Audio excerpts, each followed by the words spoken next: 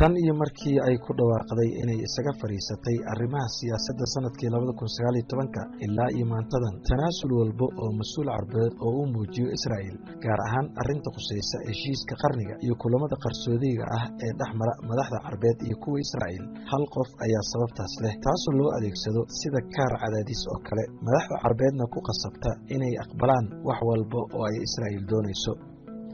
kaliya ma ahan inay horay u soo ahayd mid ka mid ah wasiirada Israa'iil ee sidoo kale waxay ka soo mid ahayd saraakiisha sarsare ee laanta sirdoonka Mossad taasoo muddo dheer ka soo muuqan jirtay ciwaanada sarsare ee wargeysyada majalladaha wakaaladaha wararka iyo telefishinada caalamka waxayna soo gudbin jireen sheekooyinkeeda la xiriira inay gogol dhaaf la samaysay inta badan madaxda carbeed kadibna iyadoo adeegsanaysa kaamirooyinka qarsoodiga ah ayay duubi jirtay kulamada iyo gogol dhaafka ay la samayn jirtay si ay ugu rakaatayso madaxda carbeed sheekada wasiiradii hore ee arrimaha dibadda Israa'iil Tzipi Livni tan iyo markii ay ka howl bilowday laanta sirdoonka ee Mossad ilaa ay ka noqotay wasiiradda arrimaha dibadda waxaa lagu tiriyaa inay ka mid tahay rasaasiintii ugu caansanaa uguna muhiimsanaa ee ka soo shaqeeyay laanta sirdoonka Israa'iil ee Mossad sidoo kale waxay xubin ka ahayd ciidamada gaarka ah ee fuliya howlgallada culculus ee Mossad shaqadii ugu horeysay ee loo xilsaaray waxay ahayd inay macluumaad iyo xogo ka soo ururiso madaxda iyo shakhsiyaadka ugu saameynta badan carabta oo ay ku jiraan mas'uuliyiinta Falastiin shaqadeedii ugu horeysay waxay ka bilowday hoteelada ugu caansan magaalada Paris ee caasimadda Faransiiska iyadoo ku gabanaysa inay tahay qaadumad ama shaqaalaha nadaafadda hoteelada laakiin qaadumadan waxay ka shaqaynaysay hoteelo gaar ah oo ay sirdoonka Mossad kireysteen gaar ahaan hoteelada ay aadka u jeclaayeen madaxda carbeed in ay ku tamashleeyaan marka ay fasaxa u joogaan magaalada Paris wixii dhici karay way dhaceen Tzipi Livnina waxay urursan karto oo macluumaad ah way urursatay haddaba halkan waxaan idinku soo gudbin doonaa qaar ka mid ah sheekooyinka la yaabka leh ee basaasada Tzipi Livni basaasadii Yurub markii ay soo dhamaysatay shaqada ciidanka qaranka iyadoo xiran darajada gaashaanle dhexe waxay ku biirtay laanta sirdoonka ee Mossad waxayna uga howlgali jirtay dalalka Yurub inay ku biirto Mossad waxaa ka dambeysay saaxiibteed oo lagu magacaabo Mira Gal Tzipi Livni waxay Mossad u shaqaynaysay ku dhawaad 20 sano intii u dhaxaysay 1980 ilaa 1984 waxay kaalin weyn ka qaadatay dabagalka iyo eriyada madaxda ururada xoreynta Falastiin ee markaas ku sugnaa guud ahaan qaaradda Yurub Tzipi Livni iyadoo ka faa'iideysanaysa inay si fiican ugu hadli karto una taqaanay luqadda Faransiiska waxay xarunteeda howlgallada ka dhigatay magaalada Paris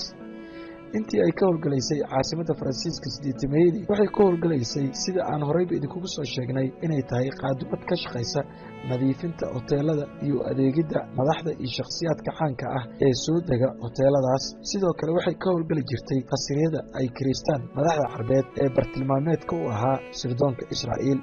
qaar ka mid ah jaraa'idyada carbeed ee kuwa Yurub ayaa xusay in muhiimadda Tzipi Livni ay ahayd in macluumaadka iyo xogaha ay heli karto oo dhan ay ka soo ururiso iyadoo la sameynaysa gogol dhaaf mas'uuliyiinta iyo shakhsiyaadka carbeed intaas oo keliyana uguma simine inta ay galmada la sameynayso si qarsoodi ah ayay u duubi jirtay iyadoo kaamirooyinka yaryar oo aan la dareemayn ugu xiri jirtay armaajooyinka iyo qaybo ka mid ah qolalka faa'iidooyinka muuqaaladaas gogol dhaafka ah ee Tzipi ka duubtay madaxda carbeed waa miro ay ilaa iyo hadda goranayso Israa'iil muuqaaladaas ay xilligaas duubtay Tzipi Livni ayaa ilaa iyo hadda lagu rakaateeya madaxda carbeed waana sababta aan mar walba u aragno in madaxda carbeed ay tanaasulaad aan caadi ahayn u sameeyaan Tel Aviv dhinaca kale tan iyo sanadkii 2012 inta badan warbaahinta reer galbeedka iyo kuwa carbeed ayaa baahinayay warbixino la xiriira gogol dhaafka ay Livni la soo sameysay qaar ka mid ah shakhsiyaadka caanka ah iyo madaxda carbeed laakiin markii ay ku dhawaaqday inay ka fariistay siyaasadda warbixin uu daabacay wargeyska The Times ee Ingiriiska ka soo baxa uuna ka soo xigtay Livni ayaa waxay ku qiratay inay caadi u aragto inay gogol dhaaf aan sharci ahayn la sameyso ama ay qof disho haddii taas ay maslaxad ugu jirto Israa'iil Livni waxay kaloo sheegtay in waxa kaliya ay diiradda saari jirtay intii ay ka shaqaynaysay laanta Mossad iyo siyaasadda ay ahayd maslaxadda Israa'iil oo kaliya waxaana qiraalkeeda uu ku soo aaday xilli wadaadka xaqaamka ugu sarreeya diinta yuhuudda oo lagu magacaabo Ari Shifaat uu u fudwooday haweenka Israa'iil inay gogoldhaaf la samayn karaan kuwa loo arko inay cadow ku yihiin Israa'iil si looga helo macluumaad iyo xogo faa'iido u leh Israa'iil. waana taas sababta Livni loogu magacdaray Misyadatul Casal ama dabinkii malabka, waana naanays loogu yeero haweenka ku jira sirdoonka Mossad oo ah haween aad u qurxan, soo jiidasho leh si ay ugu dhowaadaan ragga bartilmaameedka u ah Mossad. mararka qaar iyaga ayaaba fuliya howlgallada qaarijinta, mararka qaarna way soo xirgeliyaan. Tzipi Livni qofka ay ku dayato waxay ahayd Shola Cohen, sida ku xusan bugaagteeda xusuus qorka. waxay ku xustay in jaajuusada Shola Cohen ay tahay qofka ugu muhiimsan nolosheeda ee ay ku dayato. Shola sidoo kale waxay ahayd jaajuusad ka tirsan Mossad. madax badan oo carbeedna la soo samaysay gogoldhaaf, gaar ahaan kuwa reer Lubnaan. xiriirada gogoldhaafka ah ee ay la samaysay qaar ka mid ah mas-uuliyiintii Lubnaan ayaana Shola u saamaxay in mid ka mid ah wadooyinka Beirut ee caasimadda Lubnaan ay ka furato meel yaroo kalaab ah, qamrigana lagu cabo laguna tunto.